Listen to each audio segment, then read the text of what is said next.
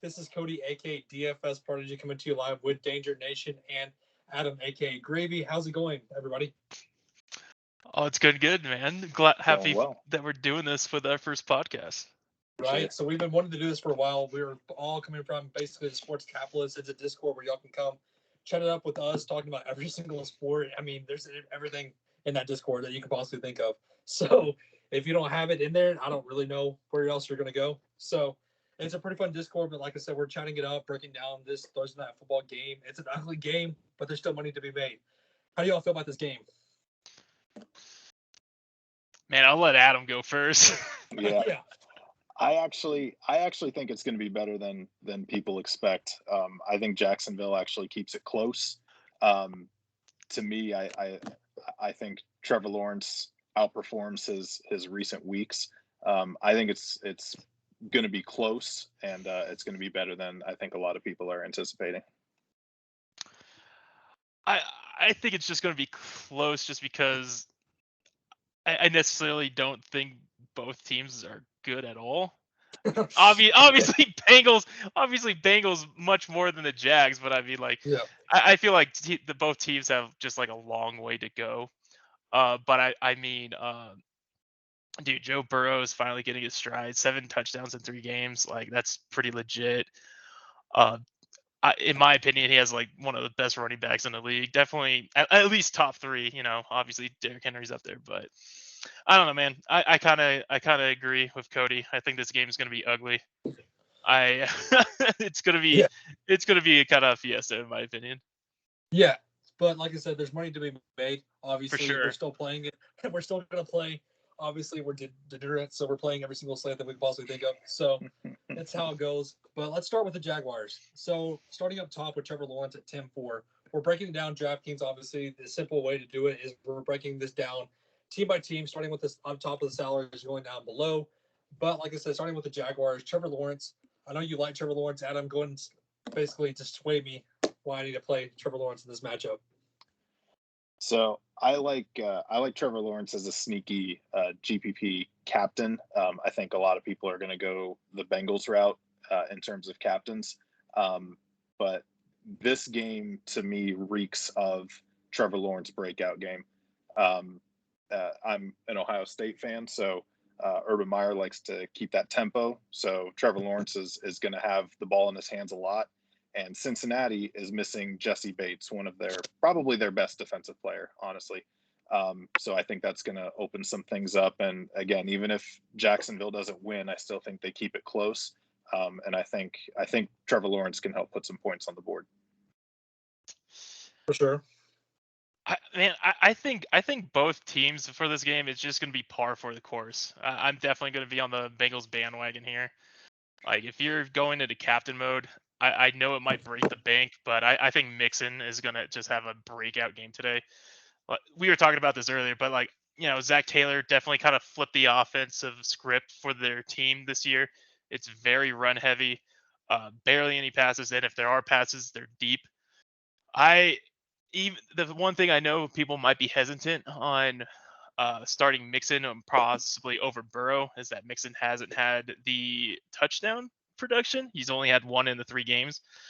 But I think this is the defense that he's just gonna break a few tackles and just go like for 60 yards. You know what I mean? Right into the end zone. Yeah, that's where I'm putting my money at least on the captain side. Again, I know it breaks the bank and you're kind of left struggling to probably find some value in the other players. But yeah, in this game, there's obviously the breakouts and whatnot. So with Trevor Lawrence, I think he can break out. Honestly, I can see the upside that he brings. We saw it against Houston in the first game. We know he can throw for over 300 yards. I think he can do it. I think the Yeah, potential is there. But I like James Robertson in this matchup. To be honest with you, I know it's ugly. I know Urban Meyer has been up and down with him, but I think he can. I think he's sneaky here. I think ownership is going to go to Trevor Lawrence, and I think James Robinson, with the touches, the receiving option that he does bring to the table, I think he can get it done. Honestly, do y'all like James Robinson at all, or do y'all kind of passing up on him in this matchup? man. Uh, they've only allowed like 80 rushing yards this season. I do feel like, at least against Jags, the up front is decent enough to stop it because the Jags O-line is also kind of terrible. I don't feel like that's a safe pick in my opinion. He's the ownership for me. That's what I'm looking at. Yeah, Nah. even with projected ownership, I'm still not crazy on James Robinson. Just knowing Urban Meyer and his love for or what seems to be love for Carlos Hyde, I think Seems that to kind be of love, caps. yeah. I think that kind of caps Robinson's upside. I feel you. And again, if you're, I think if we were talking about a better quarterback, it would be if you're playing Trevor Lawrence. If you're talking about a better quarterback, I think it's a better idea to stack the quarterback running back. But I think in this case, if you're playing Trevor Lawrence, I don't think it makes sense to pair him with James Robinson. But if you don't think that Trevor Lawrence is going to do much, and you think they're going to try and enforce their will on the ground, Yeah. I could see a scenario where James Robinson has a great game. But honestly, based on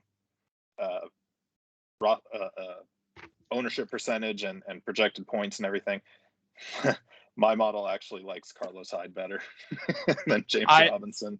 I definitely agree. Plus, dude, he's only $1,800. Like, I feel like if Jags ever do get to like the that 5-yard line, that's where Urban Meyer just sends in Hyde and just like trying to pounds it into the end zone. Yeah, I definitely agree with the Hyde situation. I have him on my flex too. I will say, if you're going to play Robertson, don't play Hyde at the same time. I'll play one or the other, obviously. This ain't the Dallas Cowboys, man, where you could do both Zeke and Pollard, I think. Yeah. So I will say, because DraftKings more so than FanDuel emphasizes receptions. James Robinson does have the passing game work in that scenario, so he does have that upside. But he gets like 4 or 5 a game. Yeah, when they get into kind of the red zone there, especially the closer they get, I think it's going to go more towards Hyde, and don't sleep on Trevor Lawrence to also maybe rush for a touchdown. Yeah, so exactly. So additional argument for Trevor Lawrence there. So now to the receiver, we're in a world now with DJ Chark underpriced compared to Marvin Jones, which I don't think we would have expected that coming into this season. But talk to me about Marvin Jones. He's another guy I like. If you're going with Lawrence, I think Marvin Jones is the #1 target on this team, obviously for good reason. He bailed me out last game. I'll tell you that. So he bailed out a lot of people last game. But do y'all like Marvin Jones here? Because I'm sold on him already, especially on my fantasy team. So I'm kind of biased already. Yeah, same. Yeah, dude, it's Trevor Lawrence's favorite target. Like, of course you have to find room to put this guy on there. It's the only receiver the Jag has, pretty much. Yeah, and I think it's advantageous too, because he is more expensive, and I think if we're talking about recent seasons, Chark has name recognition, so more people are going to try and save that money and go to DJ Chark. But I think my model has Marvin Jones actually as the top Jaguar overall, even above Trevor Lawrence. Agreed. And so it's his favorite target. You're going to get a competitive advantage because he's probably going to be lower owned than DJ Chark because he's more expensive, and people are going to be like, he's old, right? Yep. Go ahead. Sorry. Well, not just that. Like, it is his like second or third like favorite target, Trevor Lawrence, but he's only caught the ball 7 times. Mm-hmm. He is not worth the price tag at this moment. Like, there's just man, it's going to be disappointing. I saw an interesting stat earlier today, actually, that DJ Chark is currently towards the bottom, if not at the bottom, of percentage of caught targets. So he's either dropping it or it's just not kind of in his area, but he's like the lowest percentage of catches compared to the targets that he's getting. So you're talking about catchable passes, right? Yeah. Yep. So I would absolutely go Marvin Jones over DJ Chark, even though he is, what is that, $1,400 more? So. Yeah. I do think that DJ Chark does have the upside. I like the upside, but it's just the price tag is tough for me. Yeah, if he was hanging out Yeah. like close to 6,000, maybe, but not at 72. Yeah. What do y'all think of LaVisca? At 6'6". Let's go.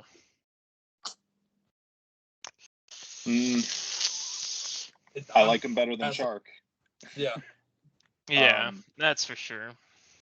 He's another guy that I could see also still kind of, you never know what to expect with Urban Meyer. So when we're getting close to the red zone, I could see LaVisca vulturing away some work from James Robinson. Likely no, but I could see it. I'm not crazy about him, but I do like him more than Chark.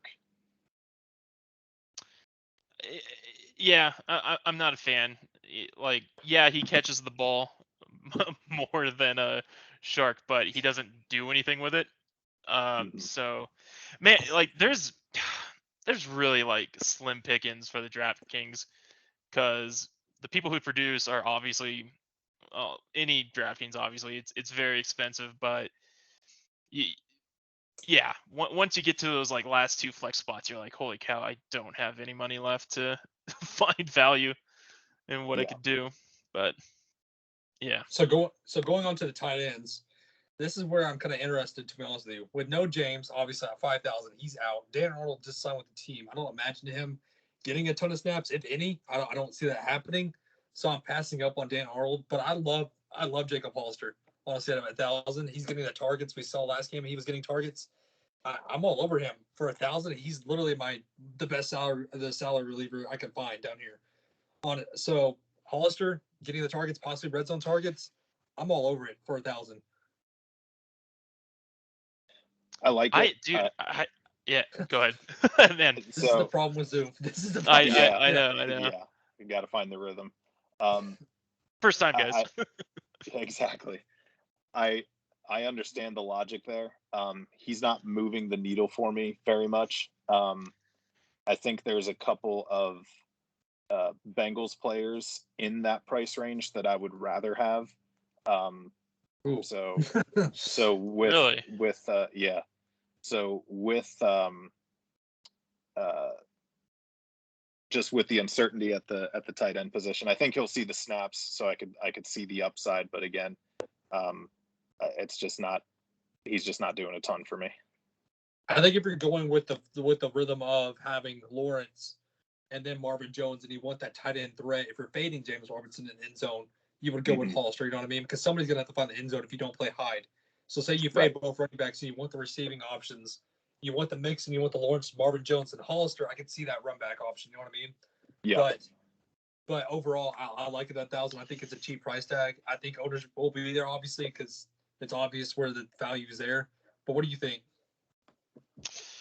Man, in that low 1,000 price range, I was actually kind of looking at Jamal Agnew instead of Hollister. Yeah, Hollister's going to get the snaps, and Agnew really hasn't had any. But, I mean, he's a hell of a player. I know that doesn't mean anything if you're not getting snaps, but, like, there has to be – they have to put him in, right? With like everything that he's been able to produce while playing the game. I know he's like 200 more than Hollister, but I will say this now that I'm trying to convince myself on Hollister. So when people are making stacks, right, especially with Trevor Lawrence, they're either going to try and go with Jones and Chark or Jones and Chenault or fit a running back in there. So I think going with Jones and Hollister is a good pivot to try and avoid a lot of that chalk, avoid the Chark chalk, if you will. Yeah. So I'm slowly making my way over to him. Yeah. Dude, count me in. I just edited my lineup. He convinced me. I figured. I mean, he's seen the targets. You know what I mean? We saw. No, yeah. Lawrence wanted to get that ball to him. Yeah. I agree, man. And again, it's just like once you put in your top 3, man, you're literally probably like left with like $12,000, and you're just like, what am I gonna do with this, you know? So But I think Hollister, yeah, man. I are mean, we? you had an excellent call on Ertz last game, and that did well for me. So No, yeah. I'm taking your advice on Hollister right now for I mean, sure, going back to that game, 2-2 for Zach Ertz dude. was wild to Co- me, but that Cody in is the the past. tight end whisperer, man. I'm in it. But looking at the defense, are we playing the defense at 3,000? Man, Fading. no. I'm off. What about you, Adam? You have a grin. I'm worried on now. Yeah, no. If you really think that the game overall is going to go under, and you think that Cincinnati's just going to try and keep it on the ground and grind out the clock, I could see a scenario where playing the defense works out. Yeah. But other than that, I'm not terribly interested in their defense. Yeah, I definitely am with you in there too. I honestly think this game's gonna be like, I don't know, man, like 35-18.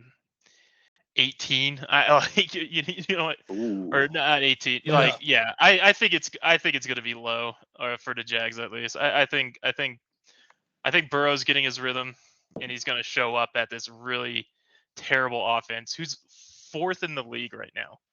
Like that's even shocking to me, but like I think Burrow's just gonna ball out, man. But looking at now, there's no kicker obviously for DraftKings. They didn't have priced the DraftKings kicker on here, so with Lambeau out, we can't really talk about that. But moving on to the Bengals. So with Joe Burrow and Mixon up top, what do y'all think about Joe Burrow? 11 Very safe pick. safe Yeah. for me. Yeah. I think He's we kind of all safe. He's safe. I like Mixon's upside better, and obviously it's going to be hard to fit both of them into a lineup. So I think if you're doing cash, I'm trying. I think I think if you're doing cash, I think Burrow's a safer pick. But I'm with you guys. I'm a big fan of Mixon this week. So I don't know that I would try and fit both Joes into the lineup. So I think we all agree here that Joe Burrow and Mixon's the way to go. I think in GPP you're going to want Mixon, but in cash it's just safe to go to Joe Burrow. They're both safe options. Obviously, Mixon has found his rhythm compared to how people were doubting him in week 2. So I think he's found the rhythm. I think this is a great option for him. I think Joe Burrow is obviously a safe option with no Higgins. So, but going down to Chase, I'm kind of indifferent with him. I think he's very touchdown dependent. I'd rather have Tyler Boyd, plain and simple. But we'll talk about Tyler Boyd in a minute. What do y'all think about Chase? I don't like the price tag, personally. Dude, I'm all in, honestly. Like I know Boyd might get more of the targets, but I'm definitely Chase is going to give you a heart attack throughout like half the game, because he's just going to have a fat 0, and then all of a sudden, 80-yard touchdown pass is going to go to him, and he's going to bounce up 14 points. I think he's volatile, but I think he's a dependent volatile, if you catch my drift on that. Yeah. So I'm not as big on him, and this maybe is more narrative based, but we're starting to get further into the season, and things have to eventually start coming back, kind of towards the average, right? And on average, rookie wide receivers in their first year are really hit and miss.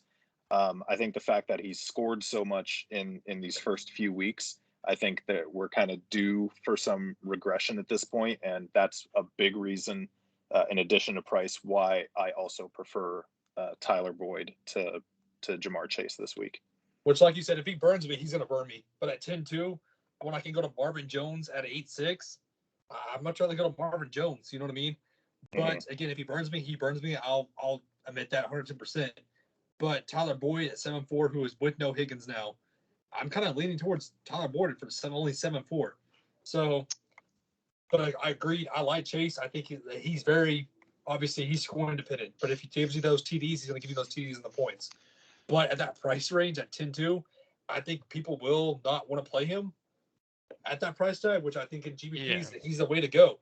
I love it in GPPs. But if you want to be different and go to Tyler Boyd at 7-4, I can see that path. Yeah, I gotta stay in, and like, I mean, that LSU connection that they got together, you know, like, it's great. Yeah, it's working. Yeah, he has, like, if you look at the PPG, he has the most points out of everyone at his matchup. So I mean, like, at that price point too, I mean, yeah, it's a lot. Don't get me wrong, it's 3,000 more than Boyd. Do I think Boyd's going to get more receptions and you can, you know, chop that up like at the additions? Yeah. Do I think the Jags are awful enough where, you know, they put him in a wide, where they chases in a wide out and he just runs for, you know, along the side of the field? I think so too. That's why I'm kind of leaning towards Chase. Yeah. So I would, and just to add one more, you know, I would consider Chase a better GPP option just with that big play potential and that upside. That's what I'm And saying. again, similar to Chark, it's going to be hard to fit in Chase and either a Mixon or a Burrow. So people are going to want to flock to that Tyler Boyd price point. But so I think you can get an advantage there. It's hard for me to gauge Chase's ownership percentage because he has been on such a hot streak. So that still might inflate it a little bit, but I think on a showdown, people are going to want to try and maybe go the Boyd route to save that money. Agreed. But now taking a huge drop of price down to the Bengals at 5-6. Y'all sold on the Bengals defense or fading in general? I'm fading, obviously, but I mean, I think the potential's there. I wouldn't be like, oh, I need the Bengals D for this week. Like, again, Trevor Lawrence has thrown more interceptions than touchdowns, obviously. Like, you know, yeah. I think the potential's there. It's funny because I had the Bengals as my D because I just thought the Steelers were gonna flop, and I was right. So I got a good value because they were only like 2K last week. Yeah, you know what? If you go the Boyd route, like I feel like if you go the Mixon, Burrow and Boyd route, and if you want to find that extra cash and to put something into value, I think Bengals is a good route. The Bengals D is a good route. Who knows, man? They might get like a pick six. You know what I mean? It's happened twice for Lawrence already. Yeah. That's my pick. I think it's a good cash play for just for the safety of they're at home, they're playing a rookie quarterback. They're as much as a soft spot as I have for Urban Meyer for winning me a national championship. They're playing against a coach that should not be coaching the NFL. So I can see that. It's like prepping for Alabama every week, man. Yeah, I saw that. But again, since to me this game is reeking of Trevor Lawrence breakout game, I don't know that the Bengals defense has the upside to justify their price if you're going the GPP route. So again, I think it's safe for cash because they're at home and they're playing against a rookie quarterback, but I still think the Jaguars can put up some points here again, since we mentioned earlier, since they're missing Jesse Bates. See, I always get burned by defenses when I play them in showdown, so I'm personally biased. Like I can't do it again. I'm tired of getting burned by it. So that's just my personal my opinion. I can't do it. And for what it's worth too, for what it's worth, you know, because I like to see where the money's going in Vegas too when I'm analyzing this stuff, and the money is starting to trend towards the over. So if this game's gonna, it was trending towards the under earlier today, and then I just checked it again, and it was higher than what it was at the beginning of the day. So so the if sharps the game goes are coming over, in. Yeah, exactly. They're circling. They drove it down so they could bet on the over. So I think there's if the game goes over, I don't think you're going to want either one of those defenses. What was it, like over 45 or? It was, so it started at 46, and then 46 I and a checked half. it today. Yeah. Yeah, and then I think it was 46 even when I saw it, and then it was down to 45, which I was like, that's good news for Joe Mixon. But then I checked it right before we started recording, and it was up to 46 and a half. So Yeah. it's starting to come in at the over. I what did I say at the beginning? I think it's going to be like 30 something to high teen something. Yeah, dude, like go for it. I feel like that's exactly the trend it's going to go. Urban Meyer's going to have a nervous breakdown during halftime. You know, he's going to pass off the head coaching power to his offensive coordinator. He's not going to know what he's going to do. That's a bold prediction.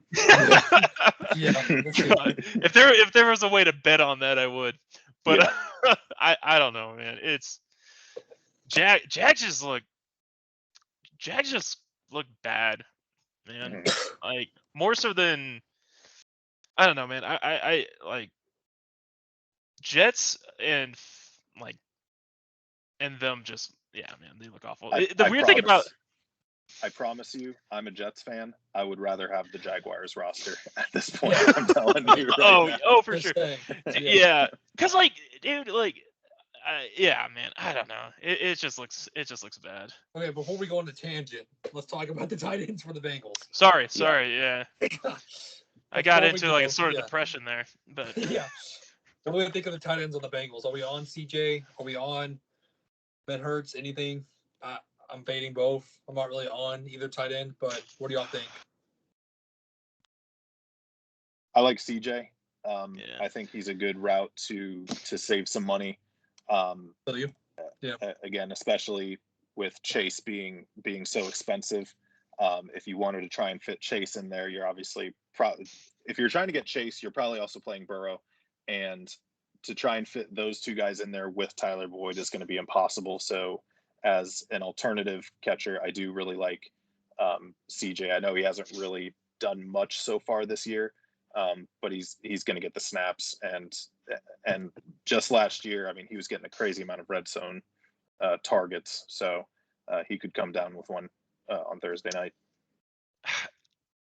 I don't know, man. Like he's only been targeted 5 times in 3 games and caught 4. Mm-hmm.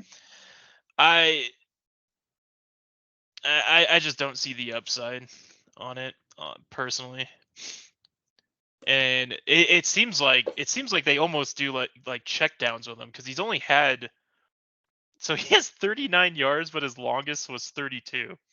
So that literally means the other 3 catches were like 2 yards. Zach Taylor doesn't know how to run a route for a tight end. Like, don't do it. In my humble opinion, man. Yeah. I don't mind McPherson at 3.8. I think the kicker can definitely get you there on this slate. Honestly, I think it's a cheap price tag for McPherson. I know he hasn't really been bombs away like Justin Tucker, but against this Jaguars defense, I think the route's there if you want to go for salary relief.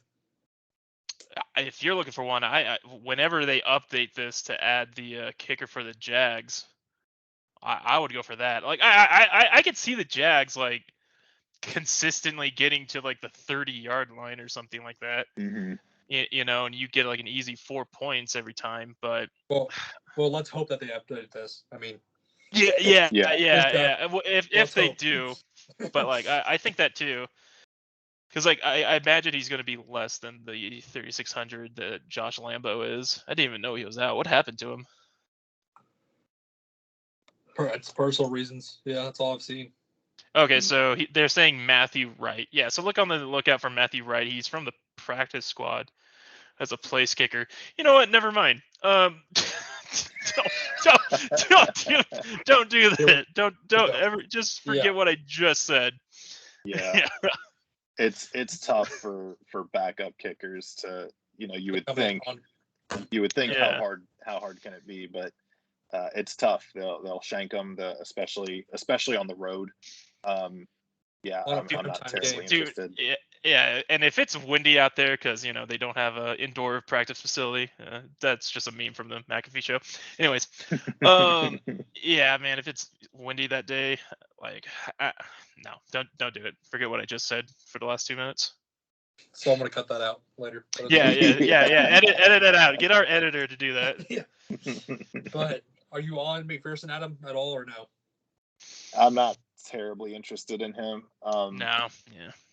No, I mean he's done well. I think he's at least on FanDuel I saw week 1 was 11 points, and then the last 2 weeks he's gotten 7. So I think he's okay for cash, but I'm still not terribly interested in him.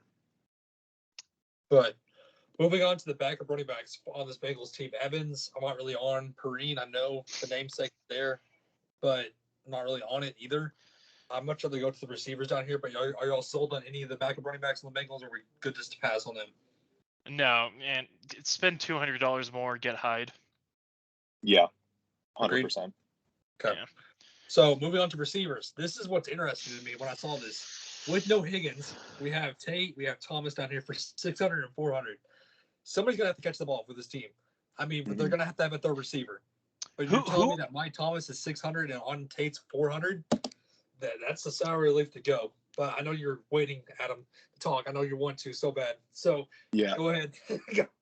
Yeah, Auden Tate is the guy I was referring to earlier when we were talking about Hollister. That if you're scraping the bottom of the barrel there, I'd rather bank on him at least getting the snaps and being out there and getting some targets. It has done nothing this year, but again, the absence of T. Higgins, and if you're looking for some salary relief, he is my like punt play guy. Outside of I would, depending on where your threshold is for bottom of the barrel, I would rank them Carlos Hyde and then Auden Tate. Yeah, for sure. That's where I'm kind of looking at. I don't see why you can't go to either. I like a Tate, to be honest with you. I think it's a cheap price tag. Like I said, somebody's got to catch the ball for the receiver. So if you want to go all the way down the bottom of the barrel and scrape it, I'm all over it. What about you? So are they? So they haven't really announced who it is. So I'm guessing they're just going to be juggling in Thomas and Tate, and they're going to like stretch the points out on that. It's a toss-up, man. And yeah, like I said, if you're really looking for that budget player, I wouldn't. You can't go wrong with any, and you're just kind of praying to the football gods to see who catches the ball. You know what I mean? Or not even that. If Burrow even throws to them. Yeah, or if they're even on the field. Yeah, exactly. I mean, you're right. It's a toss-up. It's a gamble anytime you're taking somebody at the bottom of the barrel like this, but I'd rather go with the guy that's shown me he can do it. So my example of what I'm seeing is this is kind of like the Gallup situation on the Cowboys. We saw Cedric Wilson step up, and he caught a TD last week. If Tate can get you that one TD for only $400, the value's there. That allows you to fit in the guys up top that you want, like the Marvin Jones, the Boyds, the Burrows, the Mixons, if you want to scrape the bottom of the barrel, because you can either go Hollister for the end zone threat, or you can go even cheaper for a Tate. I'm taking the ownership play on Tate. So, again, this may sway ownership, obviously, without us talking about it. It happens. People are going to do it. I mean, people are going to play him. But if I'm wanting to fit in all the stats I possibly can think of, I'm going to go towards the bottom. Plain and simple. Yeah. Yeah, I mean, when you're looking at the bottom of the barrel, I guess you can't go wrong. But yeah, man, I agree with Adam. I mean, there are big names down there, like Treadwell or Philip Dorsett. So obviously, the names are there. Yeah, I'd rather have Auden Tate above those guys. And I think too, if you're structuring a lineup, and there's going to be a lot of people that are going to try and save that money and go to Tyler Boyd. But I think if you wanted to pay up for Jamar Chase and make up for that price that you're paying by going down and grabbing Auden Tate to stack with Joe Burrow as well, I think that's a great route to go. Agreed. Yeah, and again, with just Higgins being out, and this just already being like a heavy run team, I just think that makes Mixon even more valuable in this. I mean, I know he's like one of the most expensive players, but yeah.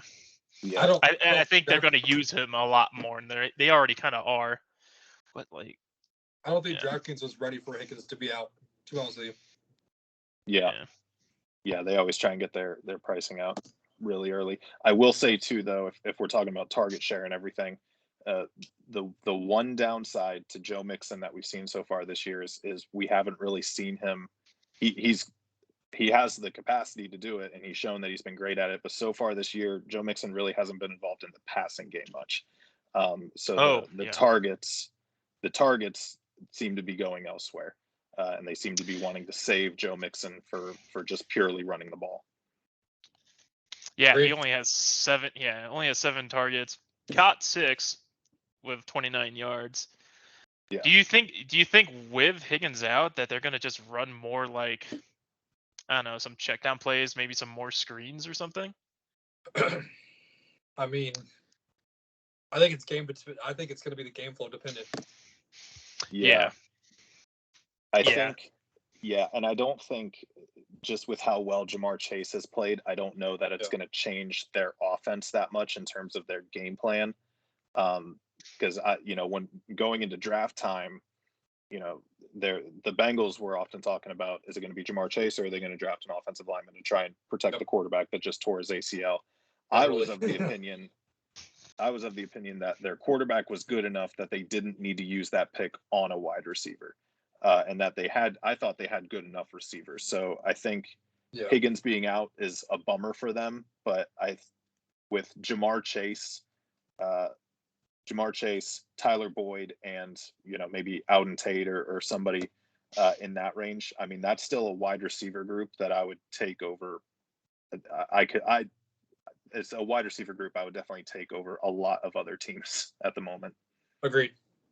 Yeah, third that. But yeah, so do y'all have any last closing thoughts before we have here? Jags are bad. Jags are bad, but Jags are bad. But again, I could see a situation where they at least keep it close, or maybe even win this game. I do want to throw out one more argument that I thought was really interesting for Joe Mixon. And so going back to the Vegas lines for touchdown scoring props, we often see, anytime touchdown scorer, right? But there's also props of people that can score 2 or more touchdowns. And often the best case scenario, so I'll use Ezekiel Elliott this past Monday. He was like close to 7-1 odds to score 2 touchdowns. And that's usually the case that you're going to see with those 2 or more touchdown props is the best case scenario is going to be 7-1. Joe Mixon is currently at less than 4-1 odds to score 2 or more touchdowns. So Vegas seems to think that there is a much more likely scenario that Joe Mixon scores at least twice. So he is my far and away favorite for the captain spot. Again, I think Trevor Lawrence would be my next one just because of the way I see the game going. But you got to follow the money here. And Joe Mixon is, according to Vegas, about twice as likely to score 2 touchdowns as Ezekiel Elliott was. And Ezekiel Elliott scored 2 touchdowns. He should have scored 3. But he was called down at the 1 on that reception. We're not talking about that. Yeah. So, so there's a lot of missed touchdowns that game. Yeah. But anyways, So that's my closing thought on Joe Mixon and why I'm really heavy on him this week. My closing thoughts: Jags are bad, but they'll score points. If you're gonna do a money line thing, I don't know. You're not gonna make much off of betting on the Bengals, but definitely do the 46.5 over. I think it's gonna be a scrappy game. I think Jags are just gonna kind of look like they don't know what they're doing. But yeah, it's closing thoughts too. Yeah, for sure. So like I said, this is pretty much us breaking down the Thursday Night Football game. You can follow us in the Discord. I'll post the Discord link in the description below. I'll post y'all's Twitter also, so follow both of you guys on Twitter. That definitely helps us out getting the views and everything. But like I said, this is Thursday Night Football, Jags versus Bengals. I hope this video finds everybody well, and obviously play Joe Mixon at your captain spot. That's the way to go. So that's it for us. Again, come follow us on Twitter, YouTube, Discord. We're hanging out there, breaking down all the slates. So have a great and safe rest of your night, everybody. Have a good one. Bye, everybody.